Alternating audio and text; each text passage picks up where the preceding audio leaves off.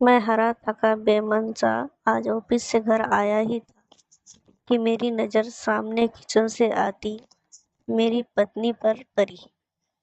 वो देखने से ही काफी उखरी उखरी लग रही थी।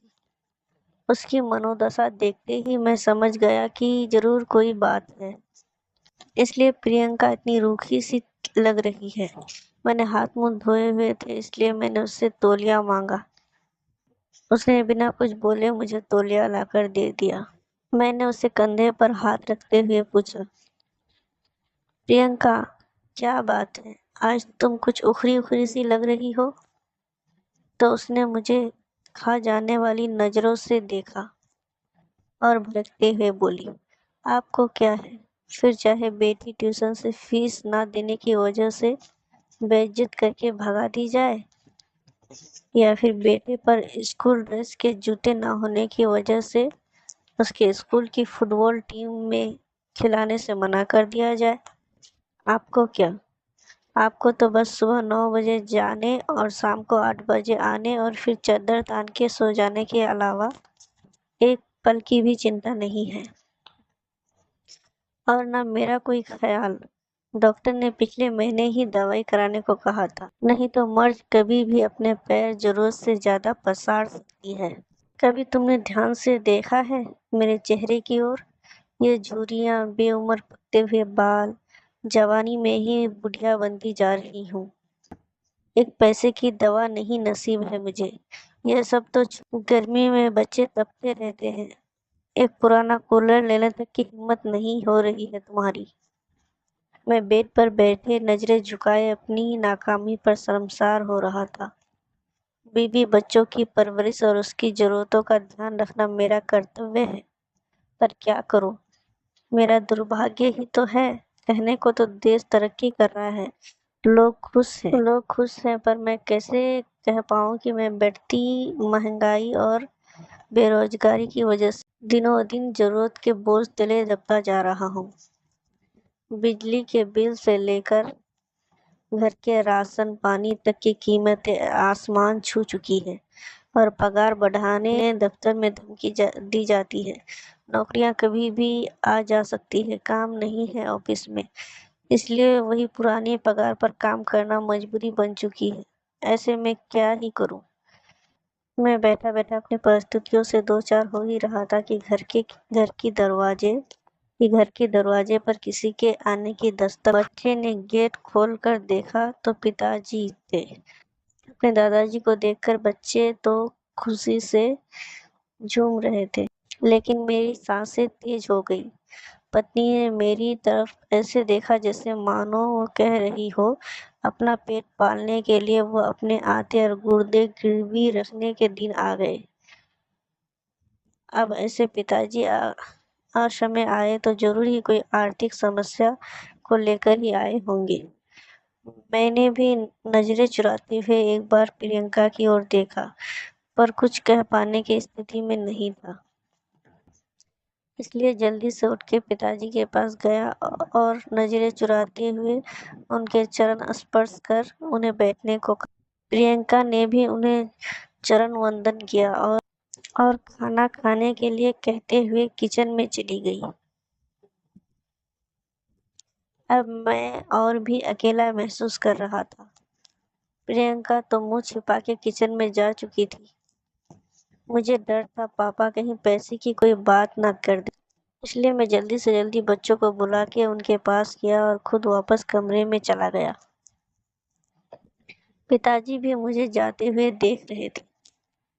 मैं किचन में आया तो प्रियंका ने कहा, पिताजी जरूर ही किसी आर्थिक मदद की आस करके आए होंगे। ऐसे में इन्हें हम ही याद आते हैं। बड़े वाले भाई साहब को कोई याद नहीं करता, देने के नाम पर उनका नंबर आता है, और जब कोई जरूरत हो तो सब लोग हमारे यहाँ आते हैं।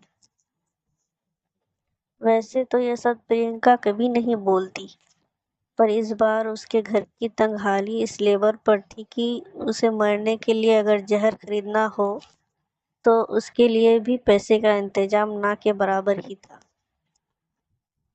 एक तरफ प्रियंका लगातार मुझे बोले जा रही थी, और दूसरी ओर मैं था जो कुछ पाने में समर्थ नहीं था। अतः मैंने प्रियंका को चुप रहने के लिए कहा, तुम शांत हो जाओ। कुछ भी करके कल मैं तुम्हारी दवाई और बच्चे की जरूरत का सामान ला दूंगा, पर अभी के लिए पिताजी का मान रखो। उसके सामने घर में क्लेश करने का मतलब उनकी मान मर्यादा के खिलाफ है। प्रियंका समझदार थी, उस पर आर्थिक तंगी का बुखार चढ़ा हुआ था, इसलिए वो बेकाबू थी। कहाँ से लाओगे, भीख मांग के या फिर खुद को गिरवी रख के? ये मेरा काम है, क्या करूँगा क्या नहीं। तुम बस अभी भगवान के लिए शांत हो जाओ। अब प्रियंका शांत हो गई। वो खाना लेकर टेबल पर लगा देती है और पापा और बच्चे सहित एक साथ खाना खाने लगते हैं। खाना खाते टाइम पापा ने एकाएक मेरी ओर देखा और पास बैठने को कहा। मेरी सांसें और दिल दोनों ही तेज हो गया। कहीं पिताजी कोई मांग ना कर दे, क्योंकि मेरे पास अभी देने के नाम पर केवल वक्त ही था। इसके अलावा मैं जुबान भी नहीं दे सकता था।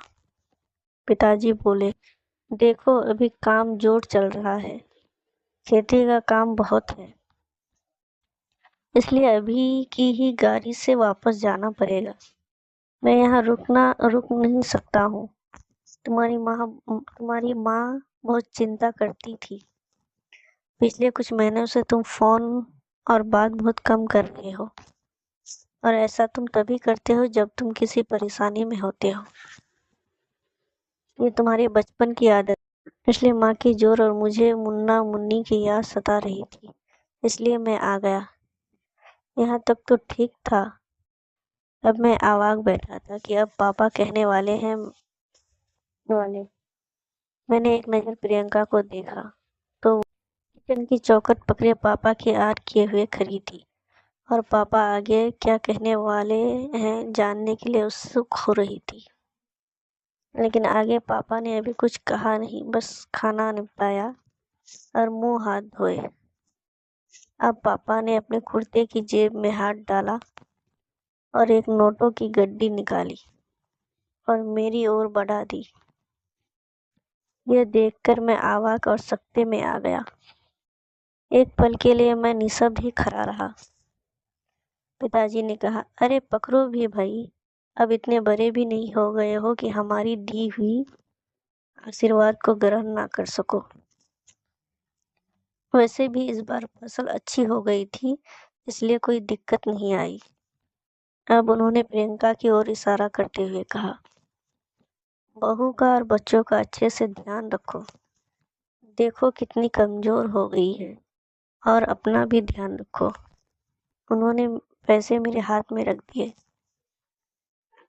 मेरी आंखें भर आई थी और वह बचपन के दिन याद आ गए, जब पापा हमें स्कूल जाते वक्त चारा आने ऐसे ही हाथ फैलाने पर रख दिया करते थे। बस अंतर इतना होता था, उस वक्त मेरी आंखें झुकी हुई नहीं बल्कि प्यार और दुलार से ऊंची होती थी।